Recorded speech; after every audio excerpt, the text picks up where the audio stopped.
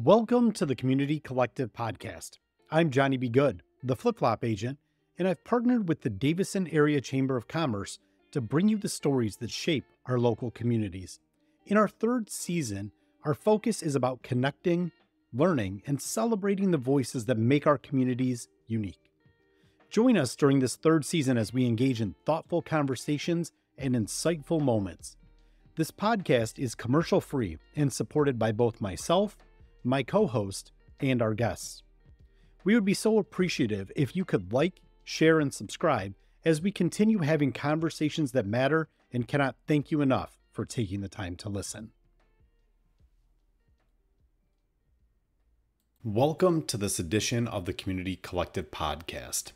I am one of the co-hosts and executive producers for the Community Collective podcast, Johnny B. Good. Today, we tackle a deeply serious and crucial issue, child trafficking. We are honored to have Holly Halabicky, Executive Director of the PRISM Project, a leading organization dedicated to rescuing and supporting child survivors of sex trafficking. This conversation is not only eye-opening, but also a call to action. Join us as we shed light on the harsh realities and the incredible efforts to bring hope and healing to these young lives. As you would expect with a sensitive topic, there may be some things that are potentially triggering, so we advise that you listen with caution and with an open mind. Thank you. Well, hello and welcome to a brand new edition of the Community Collective podcast. I am Travis Howe, the Executive Director of the Davison Area Chamber of Commerce, and we are in partnership with Johnny B. Good, the original flip-flop agent. He is out and about and working today, so I am very fortunate that I get to spend some time talking with our guest today. It's someone that I've gotten to know a little bit better over on the past couple of years, but I feel like I keep learning brand new things of things she's involved with, and just very impressed and excited to talk to her today. Holly Halabicky, thank you so much for joining us today. Thank you for having me, Travis. I appreciate the opportunity. Yeah, well, I know, Holly, you're busy. You have a lot going on. But more recently, I had a chance to be part of an audience that was listening to you talk about the PRISM Project. And it really sparked my interest because it is a serious topic. It is something that needs to be, I feel, throughout the community, no matter where you live, just be aware of and people to have more knowledge of. And so, Holly, we'll kind of jump right in. And what inspired your involvement with the PRISM Project, and what personal motivations drive your involvement in this mission to provide preventative education and support for children survivors of sex trafficking? Thank you, Travis. So first of all, I just want to make sure that our listeners can clearly understand, because sometimes there's confusion. It is the PRISM Project, PRISM, and we are a licensed child caring facility, and we cater to and have a residential facility for minors, females aged 12 to 17, who have been rescued out of human sex trafficking. My involvement started in January of 2022, and I have always had a heart for children, especially teens and those who don't have a champion in their corner, rooting for them. Worked for 30 years in education here in the Davison district, and it's just a real passion of mine to work with kids, teens, families who don't have all of the resources maybe that some of the rest of us do. When I'm working with adults and training adults for this type of work, I often remind them that nobody gets to choose your parents. You don't get to choose, and some kids don't win in that particular lottery. And so the children victims of sex trafficking need a champion. They need stability, they need support, and they need loving care. And so when a mutual friend of myself and the founder of the PRISM Project introduced us, I became very interested in what was going on. And it was a brand new idea at that time. Our founder is Sylvia Blythe, and she is a registered nurse, has a BSN in nursing, and worked in nursing here in Genesee County for a long time, and was seeing the effects of sex trafficking, specifically on minors in our county. And she was led to do something to get involved. And so this is out of that being the PRISM Project. Yeah, and Holly, I know when we've had a chance just to talk a little bit, and afterwards I, checked out the website, I grabbed one of your kind of educational flyers, and Right. one thing that really stuck out to me is when you're reading about it, it says that the PRISM Project Safe House program is the first of its kind in Michigan That is to correct. providing full wraparound restorative services to children survivors. I Yeah, mean, that is correct. that is, I mean, It's it's amazing to think and like horrifying to know that this is affecting children. for sure. And the fact that this is one of the only places in Michigan that is offering a place for them, one, it's amazing, but it's one of the things that there should be more. I feel like from talking Cor- with you that, and I know there's a lot of steps that go into making sure it's a safe place, that it meets state qualifications. And Sure. you mentioned your founder is a registered nurse. I mean, Mhm. there's going to be medical care and therapies involved. So, I mean, there's a lot that goes into it, but it is listening to you, just how it affects. You mentioned what the ages of 13 to 17. And Right. you talk about that in our community and you see in our schools. And it really makes, I feel like, since talking to you and hearing your presentation and information on it, more aware of what's going on. And you get kids in that age group. And I think as a parent, you start worrying more now, and you can see it. But the fact that this is one of the first in Michigan, it has to be wonderful for you to think, okay, we are groundbreaking providing these services. It is exciting. It is, but with that, there's a double-edged sword to that. You mentioned there are it is believed that about 300,000 children are trafficked each year in the United States alone. And in the entire United States, our entire nation, there are less than 200 beds that are dedicated to minors who have been victims of human trafficking in the entire nation. And Wow. in Michigan, there were less than 50 beds in the entire state that are specifically dedicated to minors rescued out of human trafficking. There are a couple of other facilities in the state of Michigan who have a wing that might be dedicated to human trafficking. But yes, PRISM Project is the first of its kind. And so while we're very honored to be doing this work, being in the position of, being new at groundbreaking, that is a tough position to be in as well, because there's a lot of things that are not known and a lot of things that are already established for traditional, if you want to call it that, residential facilities or child caring institutions, don't always apply to the population that we would be working with and the needs that we have as our organization.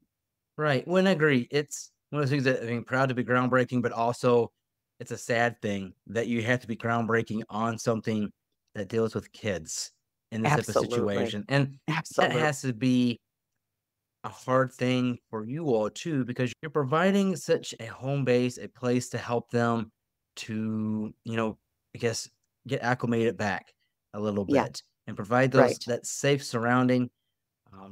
But I mean, that has to be hard on you too, and anyone else involved with it, because I mean, it's a sad story, but at least there's a safe place that you guys have created. And I think that is what I think kind of warmed my heart a little bit, is I started talking to, my wife a little bit about it and some other people that are involved with the chamber. It's like, this is something that unfortunately is needed, but it is one of those bright areas that's saying, hey, it's something that we do have to provide because there's people and children that need it. Right.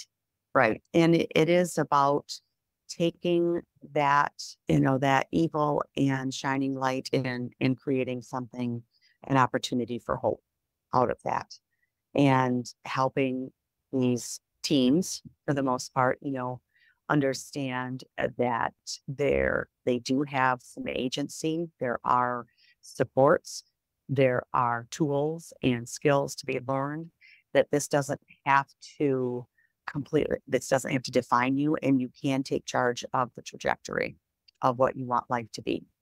And so it is about providing that space for healing, that time to learn how to deal with these experiences that you've had, and how to take that and move forward and see the hope that there is for your future.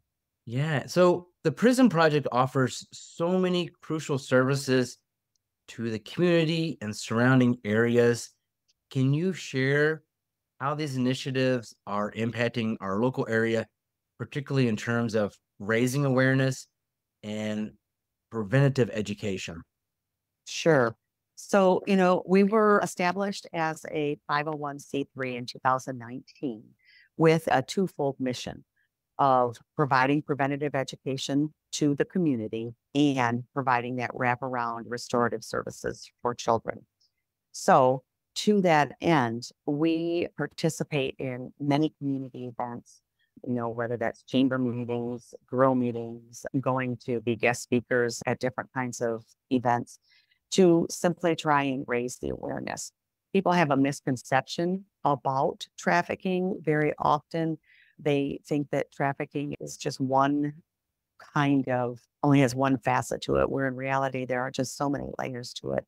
The stereotypical thought process is that, it's the white paneled van that drives up and abducts the child off of the street and takes them. And while that is one aspect of it, it is certainly not the most common way that teens and youth are trafficked. So we want to raise awareness to that. So whether that is talking with school personnel and officials, we've gone into different college classes and spoken with them.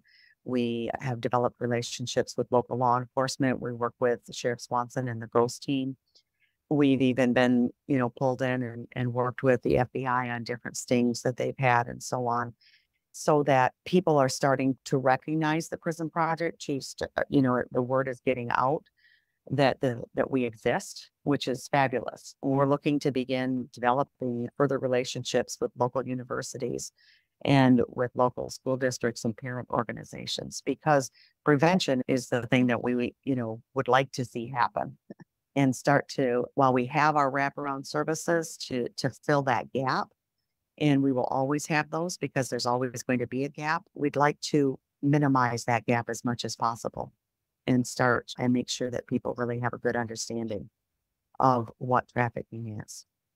Well, and I would imagine that these partnerships really do help with that education and getting the word out and making it more of a topic to be aware of. I mean, you mentioned law enforcement. I mean, I'm sure that is a vital part in helping with it, especially with the sheriff's office and FBI. Yes. And I've had a chance to go through the Ghost training program. Training, yes. Yeah, it really is more. For me, it was like bringing like an education to myself and awareness. And I will say it's nice to see that as I go around to different communities, you'll see businesses that will have that logo on their Yes. window. That way their staff is trained and Right. they're more aware of it. And, even talking with local law enforcement, it's something that they go through training and education. And I'm sure for you guys that helps as well, because you are a resource to the law enforcement side as well, just because of what you're doing, and you guys are learning firsthand of how to identify the situation and how they can help as well to be part of that, and how to maybe even handle that social interaction when it does come time for a law enforcement to go in and rescue a child, or help them move on to the next step of what they need to do, such as being part of the PRISM Project for them. So I think that's important that you brought up, Holly, is that it is a community partnership on education, but also awareness and being part of that first line of being able to maybe identify some signs. Right. Exactly. So with the PRISM Project offering a safe house program for child survivors, what have been some of the most significant successes you've seen, and how do these victories help shape the future direction of the program? So it has been just a really fast and furious first year. We were licensed in at the end of 2022. And then we actually accepted our first resident in February of 2023. So literally, we just celebrated our first year anniversary of serving young women just, last month. And in that time, first of all, there's the whole experience and process of even getting licensed. That took an entire year to write policies and procedures that aligned with the state of Michigan child caring institution licensing rules. And then there's that back and forth with the state to actually get that license. And we had that first year license. And when they first license you, they give you a temporary license to see how you're going to do for the first year. So we underwent our first annual audit this past summer, and we were awarded then a 2-year license, which was a big accomplishment to have that done for 2 years now. The other really huge thing that happened was we went through an accreditation process with CARF, which stands for the Commission on Accreditation of Rehabilitation Facilities. This is an international accreditation process here. CARF is throughout our nation, but also operates and works outside of the US. And so it was important to have that accreditation. It shows, it has standards. And then getting that accreditation shows that we are meeting those standards that go from state to state. And that will allow us, if needed, to be able to accept even youth who are coming from outside of Michigan. Because the reality is that sometimes in situations like this, a youth needs to be removed a significant distance from a trafficker. There may be court cases that are coming up that they have to testify, safety is an issue, and so on. So having that accreditation will allow us to accept youth and work even, interstate between different states. And we received a 3-year accreditation. And so that was a real exciting thing for us to have that, especially as a first year organization. We were told Right. that's really unheard of to get that 3-year accreditation right out of the gates. And then, of course, the biggest accomplishment, the biggest victory is that we've had the honor of serving 9 young women the past year. And that has been incredible. There have been some very high, joyful moments that we've been able to walk through with these young women. And there's been some very low, painful moments that we have walked through with these young women.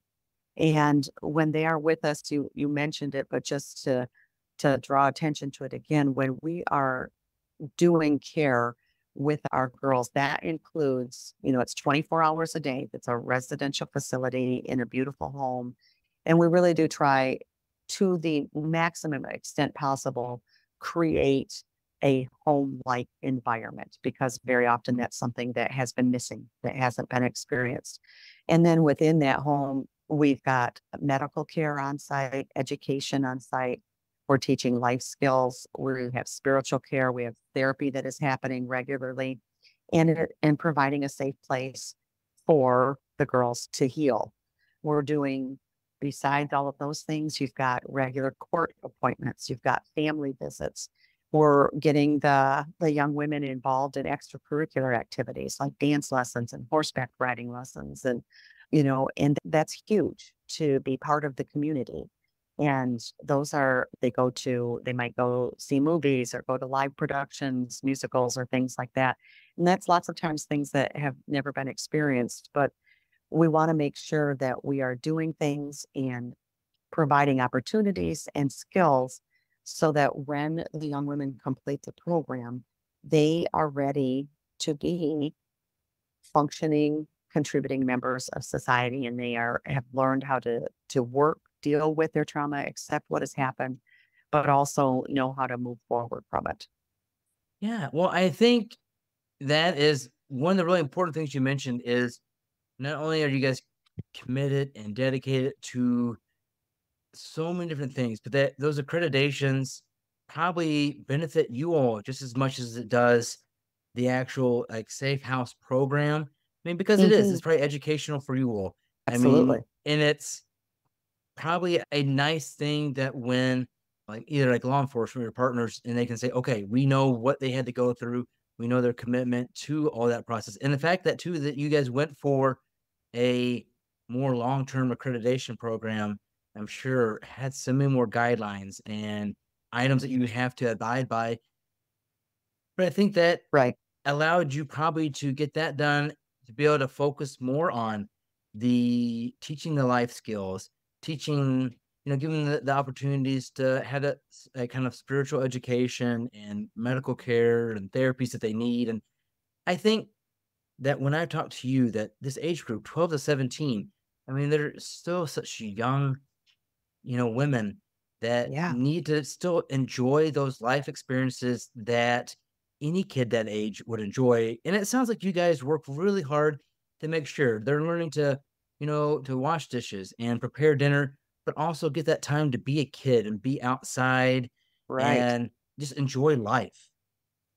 Absolutely. There needs to be that balance. In addition, I didn't mention, but it's a very critical part is that we have a highly, we are training our staff, continuous training, because this is hard, complex work that we're asking of the staff. And so they, as you mentioned, going through all of those accreditation processes and things like that really does make sure that you are prioritizing training of staff as well, so that they can provide those experiences and know how to work with the girls, because the girls may have the way they receive those experiences is going to be tempered by what has happened to them in life. And so the staff needs to be ready to deal with just a variety of situations, because many of the girls missed out on those childhood experiences. And so we do try to go back and provide some of those for them as well. I know. And I think that is something that is its own therapy within itself. So not, Hmm. yeah, it's just, yeah, being a kid. I think about what my kids are very blessed to do and opportunities we're able to give them. And I feel like every kid in that age deserves that. I think that is one of the educational things for our listeners to know is one, that there is this problem that exists and we need to be made aware of it and educate it to look for things, but also what's available to those individuals when you find them. Right. Right. I mean, one thing that comes to mind is we had one young lady that we served, and in the summer we were able to do a couple of trips to the beach, and she had never seen water at a beach before. She could not, leading up to the activity, she just kept asking questions, about what does it look like? What do and I mean, it was just so foreign to her. She had nothing to attach that, any kind of background knowledge to attach that to. And it was just such a joyous experience to watch this teenager, 17 years old, just running and splashing and playing in water like she never had before, had never had that experience. And so just some of those things that, like you said, I've got 5 kids, raised 5 kids, you've got your kids, and things that you just did. You went to a movie or you went to see fireworks. That was the other thing. We went to fireworks on the 4th of July. And the group of young ladies that we had at that time, they had never seen fireworks before.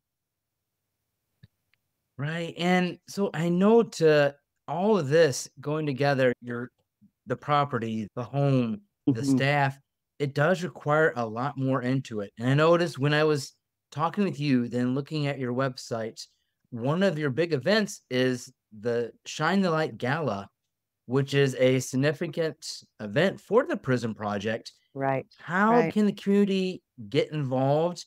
And what role do these events play in supporting your mission? Well, thank you for bringing that up, because when you put in, therapeutic costs, medical costs, all of those kinds of things, the home, the property, staffing, it is approximately $10,000 a month per child to be able to provide all of the care that is needed. And so we do have 4 major fundraisers that we do every year that, they're kind of twofold. Again, they're fundraising and they're also awareness. Every year in December, we do a Shatter the Darkness fundraiser that is completely done online and is done every single day. We are publishing specific facts or statistics on human trafficking. And then in March, as you mentioned, we have had our Shine the Light Gala. And this is a lovely evening, which includes a guest speaker each year. That guest speaker last year was Christina Tipton. She was talking about her ministry and giving lots of great tips about what to watch for on social media and different apps and how parents can be aware. This year, we had a guest speaker by the name of Rachel Timothy, and she is a survivor of human trafficking. And she shared with us her lived experiences, and she is now the author of a book that she shares the information, what she went through. That was a very moving, very meaningful presentation. In June, we do our Free to Dream fundraiser, and this is really a family event showcasing youth. We have youth entertainment. We have booths run by youth. And the goal of that, again, while being a fundraiser, is also to highlight what youth can do, what they can accomplish, what they can showcase when they are supported and when they have stability in their lives and safety. And so that's always fun to watch that, to be part of that. And then in September, we have our Drive for Life golf outing. And that includes an auction, and that is truly a fundraiser with some awareness discussions. And so those are kind of the big ones. We attend, like I mentioned before, various community events to try and engage the community in this conversation, to bring it out into the light, to talk about it so that even teens know if they are being played, if they are being groomed, what do adults need to watch for, that sort of thing. We love people to follow us on Facebook and share information about our events and even attend our events. And then on our website, as you said, there is a spot on our website if you want to join the movement and get involved. And there's some information there with like a list of current needs that we've got. And then the financial partners that we're looking to include as well. Yeah. So Holly, for our listeners, kind of let them know, what is the website that they can go to? Sure. Yep. It's www.prism, PRISM project, mi.org. So Perfect. prismprojectmi.org.